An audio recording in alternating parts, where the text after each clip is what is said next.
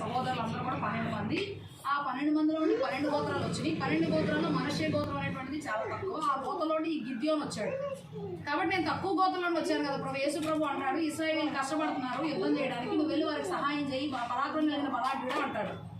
అనగానే అప్పుడు గిద్యోను అంటాడు, ప్రభు నేను తక్కువ గోత్రానికి చెందినవాడిని, నేను వెళ్ళి చెప్తే ఎవరు నా మాట వింటారు? మనుషులు మాట వింటారా? నేను ఇది చదువుకొని వచ్చి మీకు చెప్తున్నా, మీరు వింటున్నారా? వింటున్నారు? అసలు వినట్లేదు. ఎవరో కొద్దిమందే వింటున్నారు, కొద్దిమంది సిన్సియర్ పీపుల్ వింటున్నారు, మిగతా వాళ్ళు వినట్లా. మనుషుల ముందు మాట్లాడాలి అంటే పక్కనోడు ఎట్టంటాడో మనకు తెలియదు కాబట్టి భయం ఉంటుంది మాట్లాడాలి. అలాగే గిద్యోను కూడా పాపం భయపడ్డాడు. కానీ యేసయ్య అన్నాడు, నేను నీకు సహాయం చేస్తాను, నీకు భయం ఎందుకు, నువ్వు వెళ్ళు, నువ్వు అక్కడ వెళ్ళి నిలబడి, నేను నీకు సహాయం చేస్తా అన్నాడు. అలా చాలా మందికి చాలా సందర్భాల్లో సహాయం చేస్తాడు. నేనైతే మా హాస్టల్లో అందరూ అక్క అయితే 5th లో వెళ్ళి అదే లాస్ట్ ప్రేయర్, మాకు 5th అయిపోయింది. అయితే ఆ లాస్ట్ ప్రేయర్లో మా వాళ్ళందరూ కాస్తున్నారు, వెళ్ళి సాక్షి చెప్తే ఎస్సీ అనుకుంటే వెళ్ళిపోయి చెప్పేసి అసలు అంత భయం, అందరూ అక్కలే. అదే మరి అలాంటప్పుడు కూడా యేసయ్య మనకు సహాయం చేస్తాడు. వీళ్ళు అంటారంట శిష్యులు 12 మంది శిష్యులకి చదువు లేదు తెలుసా మీకు. వాళ్ళు విద్య లేని పామరుడు, చదువు లేదు వాళ్ళకి. అఖిల్ చదువు లేకపోయేసరికి వాళ్ళు అంటున్నారు, ప్రభా అన్నావు చదువు లేని మేము చెప్తే ఎవరు వింటారు ప్రభా వాక్యం?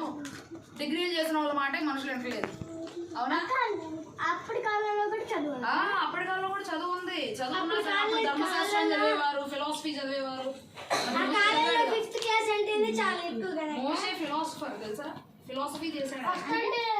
పిహెచ్డీ చేస్తున్నావా, doctor of philosophy, master of philosophy, ఇవన్నీ అప్పుడే ఆయన చదివాడు. హెబ్రీ భాషలు, ఆ భాషలన్నీ కూడా చదివేవాళ్ళు ఆ రోజుల్లో. బైబిల్, మనకైతే సాంస్క్రిట్ బాగా చదివేవాడు, సంస్కృతం ఉండేది మన భారతదేశంలో. అయితే ఏం జరిగింది అంటే, అంత గొప్ప జ్ఞానం నాకు, నేను అంత చక్కగా వెళ్ళి మాట్లాడడానికి నాకు అంత లేదు ప్రభా అని చెప్తే, ఆ శిష్యులు మేము చదువులేని వాళ్ళం ప్రభా, మరి మేము ఎట్లా చెప్తామయ్యా, మా మాట ఎవరింటారంటే యేసయ్య అంటాడు, నువ్వు అక్కడికి వెళ్ళి నువ్వు నిలబడు, ఆ సమయానికి నువ్వు వారితో ఏం మాట్లాడాలో అది నీ నోట్లో నేను ఉంచుతాను, నీకు భయం ఎందుకు? యేసయ్య మీద విశ్వాసం ఉంటే నువ్వు ఏదైనా చేయగలవు. యేసయ్య మీద విశ్వాసం ఉంటే అమ్మేస్తున్నారని చెప్పి వారు బాధపడుతూ ఉన్న టైంలో గిద్యోను ఏం చేశాడంటే గానుగ దగ్గర దాక్కున్నాడు, గోధుమని దొల్లగొడుతున్నాడు. గోధుమ దొల్లగొట్టడం అంటే అర్థం ఏంటి అంటే, గోధుమల యొక్క మొక్కలు చిన్నగా ఉంటాయి, మనకు రైస్ ఎలా పండుతుంది అలాగే వీటి కూడా అలాగే పండింది. సో వాటిని తీసుకొచ్చి వాటిని ఇట్లా వేసి కొట్టగానే గింజలు ఊడిపోయి కింద అలా వస్తాయి. అలా కొట్టగానే వస్తాయి అన్నమాట. మిల్లులో తర్వాత వేస్తారు. ఇలా కొట్టగానే విత్తనాలు వచ్చేస్తాయి. ఆ విత్తనాలు మిల్లు వేయగానే పైన లేయర్ అంతా కూడా పోయి పాలిష్ రైస్ మనం బయటకు వస్తాయి. పాలిష్ చేయకుండా ఉండే రేషన్ బియ్యం, పాలిష్ చేసి బాగా నైస్గా ఉండేవి మనం తినే బియ్యం.